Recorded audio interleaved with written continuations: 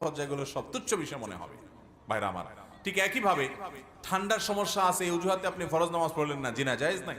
আপনার জন্য গরম পানির অপশন আছে, আপনি গরম পানি দিয়ে গোসল করেন, ভালো করে মাথা শুকান, ভালো করে শরীর শুকান, ব্যবস্থা আছে। হ্যাঁ, কোনো ব্যবস্থা নাই, এখন এই পানি এত ঠান্ডা, এটা ব্যবহার করলে আপনি অসুস্থ হয়ে যাবেন, স্থায়ী রোগ হয়ে যাবে, তাও আপনাকে তায়াম্মুম করে নামাজ পড়তে হবে যদি কোনো বিকল্প না থাকে। কিন্তু এরকম বিকল্প নাই, এরকম জায়গা কয়টা হতে পারে? খুব রেয়ার। পাহাড়ে গিয়ে ফেসে গেছেন, কোন জায়গায় চলে গেছেন, কিচ্ছু নাই সেখানে, ভয়ঙ্কর ঠান্ডা পানি, আর গোসল করলে আপনি ঠান্ডার রোগ আছে, অ্যালার্জির রোগ আছে ভয়ঙ্কর, তাহলে সেক্ষেত্রে আপনি তায়াম্মুম করতে পারবেন।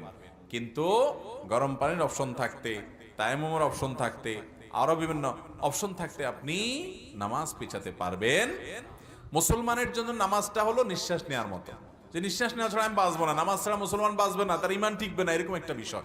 নামাজের ক্ষেত্রে কোনো ছাড় ইসলামে, সব কাজে কম বেশি ছাড় আছে, তো নামাজে কোনো ছাড় নাই। খুব ডেঞ্জারাস একটা, খুব আপনার সবচেয়ে ইম্পর্টেন্ট একটা বিষয়। আল্লাহ আমাদেরকে বোঝার তৌফিক দান করুন। এরপরে প্রশ্ন হলো, আমি জানি রিয়া একটা বড় পাপ, কিন্তু আমি কোনো ভালো কাজ বা কথা বলতে গেলে মনে হয় রিয়া হচ্ছে, যার কারণে অনেক সময় ভালো কাজ বা কথা থেকে বিরত থাকি। এটা কি শয়তানের কোনো ওয়াসওয়াসা? এটা শয়তানের ওয়াসওয়াসা হওয়ার সম্ভাবনা বেশি। ভালো কাজ করতে গেলে রিয়া হবে, ভালো কাজ করতে গেলে রিয়া হলে হোক, তারপর আমার কাজ থামানো যাবে না। নিজের সাথে নিজে লড়াই করতে হবে যে মানুষকে দেখানোর জন্য করব না, তারপরও ভালো কাজ আমাকে করতে হবে। হ্যাঁ, যদি এমন হয় যে লোক কাজটা আপনি লুকায় করতে পারেন, তাহলে সেটা লুকায় করবেন, যাতে করে মানুষকে দেখানোর মানসিকতা না থাকে। রিয়া হলেও ভালো কাজ ছাড়া যাবে না। বেশিরভাগ ক্ষেত্রে শয়তান এগুলো ওয়াসওয়াসা দেয়।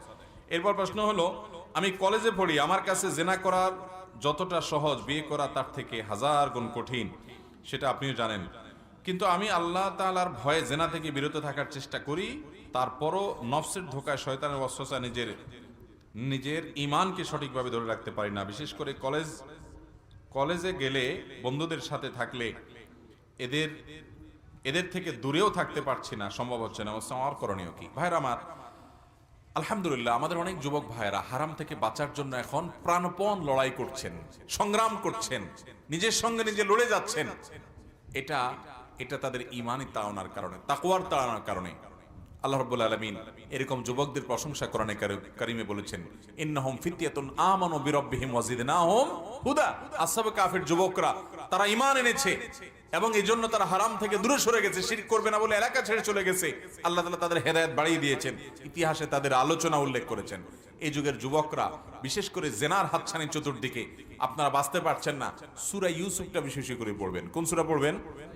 সূরা ইউসুফ। সূরা ইউসুফের মধ্যে কিভাবে ইউসুফ আলাইহিস সালাম সুন্দরী রমণীর হারাম রিলেশন, হারাম কাজের অফারকে কিভাবে ডিনাই করেছেন, কত শক্তভাবে করেছেন, এটা যত বেশি পড়বেন পুরো ঘটনাটা, ইনশাআল্লাহ আপনার ভিতরে প্রেরণা পাবেন যে একজন নবী যে সংগ্রাম করেছেন, আমাকে সেই পথে চলতে হবে। আল্লাহ তাআলা আমাদের যুবক ভাইদের হেফাজত থাকার তৌফিক দান করুন। খারাপ বন্ধুদের সাথে চলবেন না। যে বন্ধু তার এরকম হারাম সম্পর্ক আছে, দাঁড়াইলেই বাজে কথা বলে, আরেক মেয়েদেরকে নিয়ে আলাপ আলোচনা করে, আজে বাজে মেসেজ দেয়, ইপটিজিং করে, বাজে কল্পনা জল্পনা মেয়েদেরকে নিয়ে করে, আলাপচারিতা করে, নিকৃষ্ট বন্ধু, জাহান্নামে যাওয়ার জন্য এরাই যথেষ্ট। খবরদার, এসব বন্ধু থেকে বাঘের মতো, বাঘদের যেরকম পালান, এদেরকে দেখে সেরকম পালাবেন। নামাজি ভালো মানুষ খুঁজবেন। আপনি বলবেন পাই না, তাহলে একলা চলবেন, কিন্তু নিজেকে বাঁচানোর চেষ্টা করবেন। এবং এই ধরনের পরিস্থিতিতে দ্রুত বিবাহের কোনো বিকল্প নাই। কোন রকম টিউশনি করে যেভাবে হোক টাকা পয়সা জোগাড় করেন, বাপ মাকে রাজি করেন, না হলে কোনো আলেমকে লাগাই দেন বাপ মাকে বোঝানোর জন্য, নিজে উপার্জন করেন এবং ঈমান রক্ষা করেন। এই যুগে আমাদের যুবক ভাইদের জন্য চরিত্র রক্ষা করা, এটা জ্বলন্ত কয়লা হাতে রাখা যত কঠিন, তার চেয়ে কঠিন হয়ে গেছে। আল্লাহ আমাদের ভাইদের হেফাজত করুন, আমাদের বোনগুলোকে আল্লাহ তাআলা হেফাজত করুন। অভিভাবকদেরও দোষ কম না, সময় মতো বিয়ে দিবেন না, দেরি করাবেন, আর উল্টাপাল্টা করবে, সেগুলোকে দেখেও না দেখার ভান করবেন, বলবেন এই বয়সে একটু আধটু করে। এই যে বুড়া বুড়িরা এগুলা বলে, এগুলার বলে দায়ুস। এগুলার বলে কি? আল্লাযী ইউকিরু ফি আহলিহি আল খাবাস, যারা তাদের পরিবারের লোকদের আকাম কুকামরে ইনে বিনে সমর্থন করে। আছে না এই দায়ুস টাইপের লোক?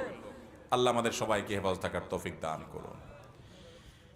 এরপরে প্রশ্ন হলো, আল্লাহ তাআলা সর্বপ্রথম কি সৃষ্টি করেছেন? আল্লাহ তাআলা কি সৃষ্টি করেছেন সর্বপ্রথম? বিভিন্ন হাদিস থেকে বোঝা যায় আল্লাহ রাব্বুল আলামিন প্রথমে পানি সৃষ্টি করেছেন। কোন কোন বর্ণনা দ্বারা বোঝা যায় আল্লাহ রাব্বুল আলামিন প্রথমে কলম সৃষ্টি করেছেন এবং তাকে অর্ডার করেছেন তাকদীর লেখার জন্য। বুঝে আসছে কথা? এই জন্য ওলামা একরাম এবং গবেষকদের মধ্যে অনেকেই বলেছেন আল্লাহ তাআলা প্রথমে কলম সৃষ্টি করেছেন, অনেকে বলেছেন আল্লাহ রাব্বুল আলামিন প্রথম পানি সৃষ্টি করেছেন। বিভিন্ন বর্ণনা দ্বারা এগুলো প্রমাণিত। এরপরে প্রশ্ন হলো, মানুষ মারা গেলে 40 দিনের দাওয়াতের আয়োজন ইসলাম কি বলে?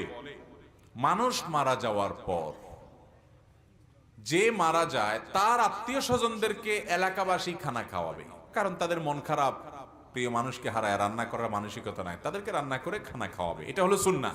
এটা হলো কি? আর এলাকাবাসী যে মারা গেছে তার ছেলে মেয়ের কাছে, তার পরিবারের লোকদের কাছে 7 দিনা, 3 দিনা, 40 দিনা নাম দিয়া বিভিন্ন রকমের জিয়াফত খাওয়া, এটা হলো বেদাত। এটা হলো কি? বেদাত। বাংলাদেশের সবচেয়ে বড় বেদাত এটা। এর চেয়ে বড় বেদাত বাংলাদেশে নাই। মানে এই বেদাত ঘরে ঘরে, জায়গায় জায়গায়। এই বেদাত মানুষ ইচ্ছায় করে, অনিচ্ছায় করে। কারণ না করলে বলে কি ছেলে রেখে গেছে, কারোর একটু হাতও ধোয়াইলো না।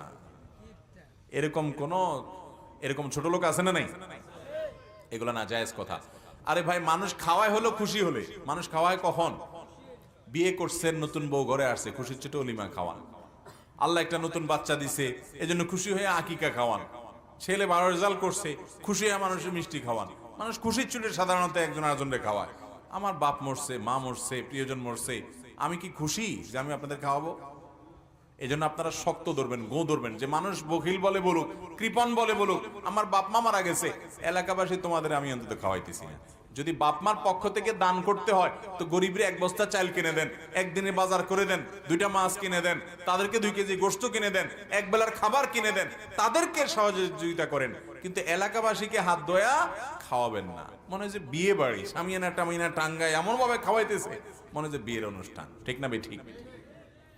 এটা হিন্দুদের শ্রাদ্ধ থেকে আসছে। একটু পড়ালেখা করেন, ঘাটেন, দেখবেন পাবেন।